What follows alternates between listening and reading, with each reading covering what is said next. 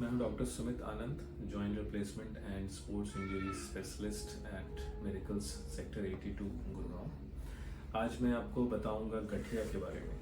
गठिया एक बहुत ही loosely used, commonly used term है और ये जॉइंट से रिलेटेड किसी भी प्रॉब्लम को हम गठिया से कई बार संबोधित करते हैं। इसको हम इक्वेट कर सकते हैं अर्थराइटिस वर्ड जो है उससे, यानी कि जॉइंट यानी अर्थरोज प्लस आइटिस, जॉइंट की सूजन। तो जिस भी प्रॉब्लम में हमारा जॉइंट अफेक्ट होता है उसको गठिया कह सकते हैं। अब ये गठिया या अर्थराइटिस कई टाइप के होते हैं। मोस्ट कॉमनली ऑस्टियोआर्थराइटिस, जो सबसे कॉमनली देखा जाता है वो होता है ऑस्टियोआर्थराइटिस, और ये एज रिलेटेड प्रॉब्लम है। ये जनरली 50-60 ईयर्स के बाद देखते हैं और इसमें सबसे ज़्यादा कॉमनली इन्वॉल्व जॉइंट जो है वो घुटने होते हैं, क्योंकि ये लोड बेयरिंग, इन पर अच्छा खासा वजन आता है। तो जो अगर 60 ईयर्स के बाद किसी का जॉइंट अफेक्ट हो रहे हैं, किन्हीं को जोड़ों में दर्द होता है, खास करके घुटनों में, कई बार हाथ की जो थंब है उसके बेस पे भी, जिसको हम फर्स्ट MCP जॉइंट कहते हैं, उसमें भी दर्द हो सकता है। इसके अलावा थोड़ी बहुत सूजन आ सकती है और ये दर्द खास करके चलने फिरने पर होता है, वजन लेने पर होता है। तो इसको हम ऑस्टियोआर्थराइटिस कहते हैं। इसमें घुटने के ऊपर की कार्टिलेज बेसिकली डैमेज हो जाती है, लॉन्ग स्टैंडिंग एज और वेयर टेयर की वजह से होता है। वहीं दूसरा कारण होता है रूमेटॉइड अर्थराइटिस, जिसको गठिया बाई भी कहा जाता है।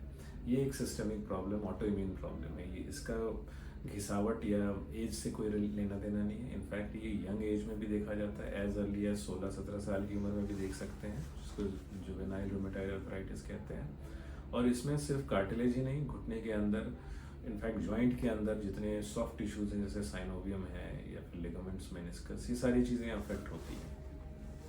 और ना कि सिर्फ जॉइंट के, बल्कि शरीर के वाइटल ऑर्गन्स भी कई बार अफेक्ट होते हैं, डिपेंडिंग ऑन कि कौन सा टाइप का इन्फ्लेमेटरी अर्थराइटिस है।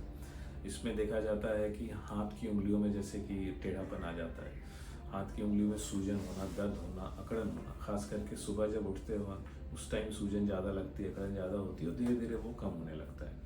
तो ये लक्षण है रूमेटॉइड अर्थराइटिस का।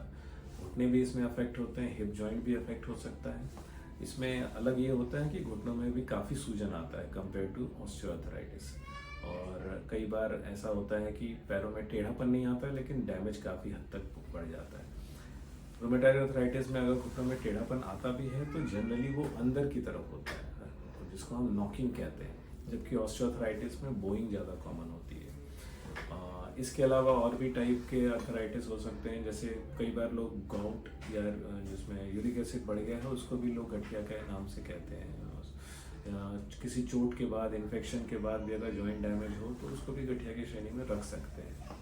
अगर हम बात करते हैं ट्रीटमेंट की, तो ऑस्टियोआर्थराइटिस का ट्रीटमेंट एंड स्टेज बेसिकली, अगर अर्थराइटिस है वो ऑस्टियोआर्थराइटिस हो, रूमेटॉइड हो या कोई भी प्रकार का अर्थराइटिस है, अगर वो एडवांस हो गया है, सिवियर हो गया है, कार्टिलेज बिल्कुल डैमेज हो चुका है, तो वैसे केस में आपको सर्जरी का ही सहारा लेना पड़ेगा, विच इज जॉइंट रिप्लेसमेंट। लेकिन अर्लियर स्टेजेस में हम इसको, खास करके ऑस्टियोआर्थराइटिस को, एक्सरसाइजेस, फिजियोथेरेपी एंड प्रिकॉशंस हैं, जैसे नीचे नहीं बैठना, इन सब के साथ हम मैनेज कर सकते हैं और उसको एडवांस होने से रोक सकते हैं।